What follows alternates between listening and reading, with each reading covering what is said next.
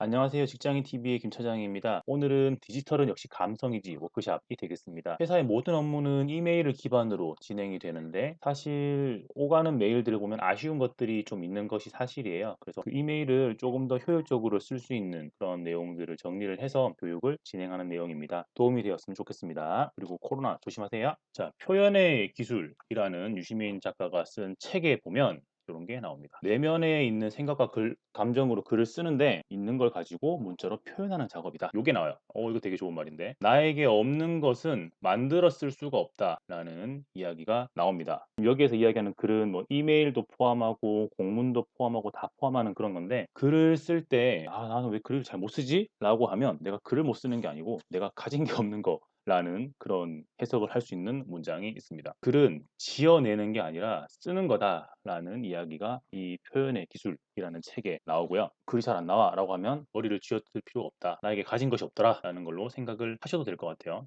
한경에서 나왔던 데이터에 따르면 직장인들이 이메일을 뭐 한 70 몇 번씩 확인을 한다고 하고 출근하고 자리에 앉으면 제일 먼저 하는 게 이메일 체크라고 하거든요. 답변, 전달, 요청, 공지, 공유 이런 식으로 발생하는 비즈니스 이메일이 1000억 통이 발생을 한다고 해요. 평균이 이 정도니까 더 많은 분들은 정말 어마어마한 이메일을 받으시겠죠. 데이터를 전달하는 메일이 필요한 것이냐, 이거 스팸으로 여겨질 수도 있지 않냐, 그 말씀도 맞죠. 그래서 여기까지는 여러 가지 상황들에 대해서 해봤습니다. 그러면 이메일이 어떤 이메일이어야 되느냐? 비즈니스 글쓰기, 이메일을 포함해서 비즈니스 글쓰기의 가장 큰 가치라고 할 수 있는 거는 읽는 사람의 시간을 아껴주는 거예요. 이 내용은 어디에 나오느냐? 하버드 비즈니스 리뷰 가이드 1권에 설득력 있는 비즈니스 글쓰기라는 그 책이 있는데 비즈니스 글쓰기의 가장 큰 가치는 읽는 사람의 시간을 아껴주는 것이라고 되어 있어요. 반대로 얘기하면 이거가 아닌 이메일들 같은 것들은 별로 큰 가치가 그 본질적인 가치가 없다라고 볼 수도 있는데 예를 들면 그런 거죠. 내가 하고 싶은 말이 엄청 많아가지고 이메일에다가 다 토해낸 거야. 우다다다다 다 써가지고 그냥 보냈어. 이거는 보는 사람은 그걸 해석하고 앉아 있어야 되거든요. 그렇기 때문에 그런 이메일은 바람직하지 않다라는 내용이 있어가지고 이것도 하나 가지고 왔고요. 이런 것들이 이제 대표적인 예죠. 제가 다른 회사에 있는 친구들하고도 이야기를 하다가 그 친구들이 야 기가 찬다 이거 한번 봐봐라 라고 했던 그런 이메일들이에요. 보면 새까맣죠. 이런 것들은 보고 있으면 어디를 봐야 되냐, 무슨 이야기를 하고 싶은 거냐 라고 하면서 하염없이 이걸 읽고 앉아 있어야 되는 그런 상황이 되는 거죠. 보시면 제가 블러 처리를 하긴 했지만 어떤 내용이 있는지 궁금한 분들이 계실까요?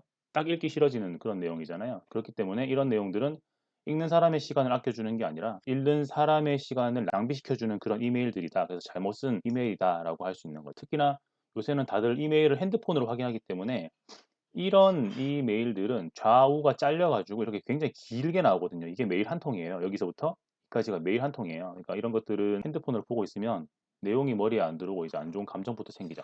자, 그래서 이번 세션은 비즈니스 이메일을 잘까지는 욕심이라도 그냥 쓰는 법. 이 정도면 좋은 변화라고 볼 수 있습니다의 기대치 정도라고 보시면 되는데 이 글은 되게 좋은 글입니다. 라고 쓰는 거는 정말 1차원적인 글이죠. 근데 되게 담백하지만 좀 더 구체적으로 보는 사람이 이게 왜 좋은 글인지 라고 생각할 수 있는 정도의 내용들을 추가하는 요 정도. 이 글은 비즈니스 기초를 다지기에 좋은 글입니다. 요 정도로만 보는 사람이 이게 왜 좋은 글이지? 라는 생각을 안 하고 봤을 때 그냥 딱 눈에 들어오는 정도의 문장을 만들어낼 수 있으면 되게 좋은 변화라고 생각을 할 수 있습니다. 그러면 이 세션이 의미가 있는 거라고 할 수 있겠죠. 이거는 비즈니스 이메일을 쓸 때 가장 중요하고 필요한 딱 하나의 질문인데 어떤 행동을 하게 해야 하는가?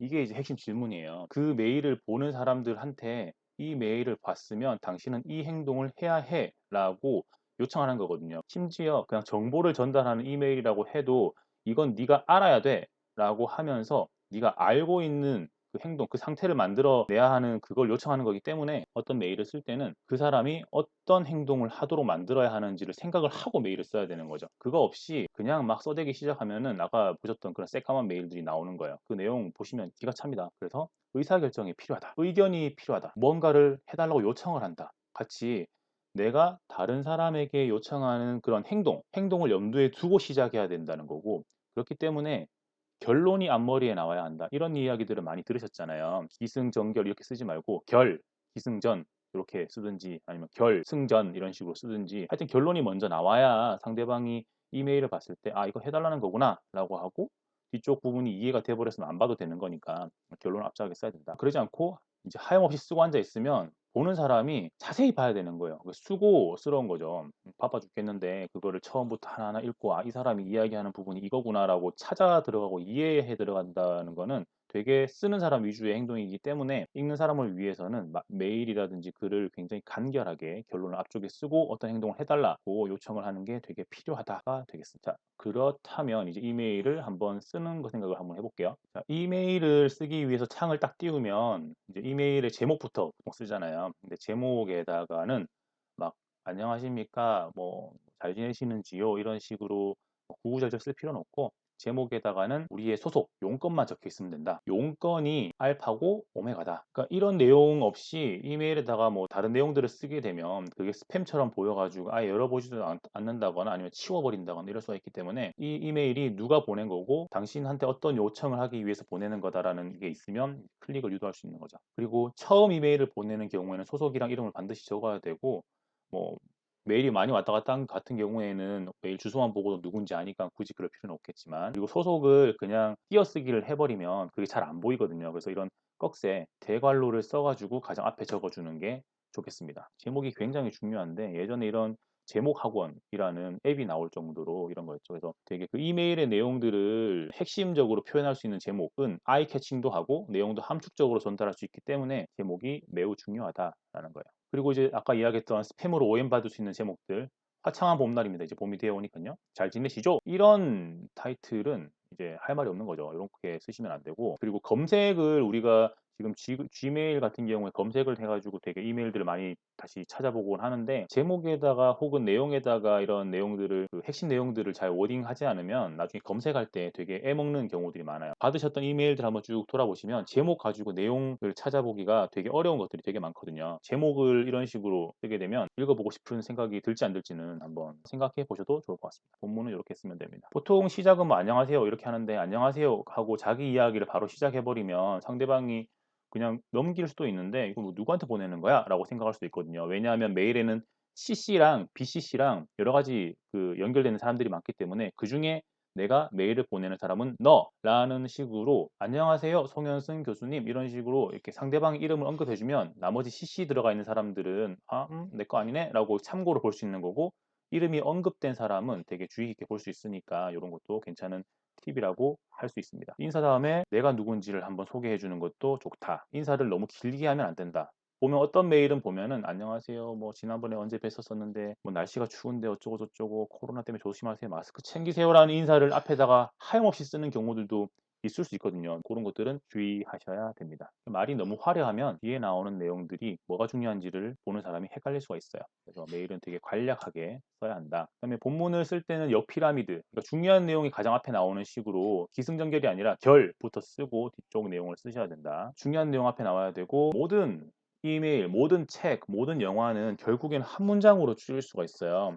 백설공주, 난쟁이랑 살던 공주가 왕자와 만나서 결혼한다 뭐 이런 내용이잖아요. 그러니까 한 문장으로 줄일 수 있는 그 내용을 찾아 가지고 그거부터 적고 상대방이 어떤 행동을 해야 되는지를 먼저 알려준 다음에 뒤를 풀어준다. 30자가 넘어가는 뭐 글자 수를 셀 필요는 없지만 그냥 하염없이 긴 인사말은 필요 없다. 이메일은 비즈니스 문서이기 때문에 그냥 담백하고 간략하게 쓰면 된다. 그냥 메일이 좀 길어진다 싶으면은 중간에 이렇게 지금 요거 글자체가 좀 다 딱딱해서 그런데 이렇게 메일이 길어지면 선생님이 보는 사람이 눈을 어디에다가 둬야 되는지를 안내해 주는 것도 되게 친절한 행동이에요. 강조 처리를 해 주거나 색상을 넣으면은 선생님들의 눈이 글로 딱 가기 때문에 그런 것들 되게 좋습니다. 그리고 마지막으로 맞춤법이나 이런 것들은 기본이고 요새는 보통 메일을 쓰면은 밑에 빨간 줄 달리잖아요. 그런 것들을 한번 다시 확인해 보시는 게 좋고 그 메일을 쓴다고 메일 창을 열면은 위에 선생님이나 받는 사람 메일 주소부터 넣고 시작하는 사람도 있거든요. 요런 경우에는 메일 보내기 해 버리면은 실수하는 경우들이 있으니까 제목 쓰고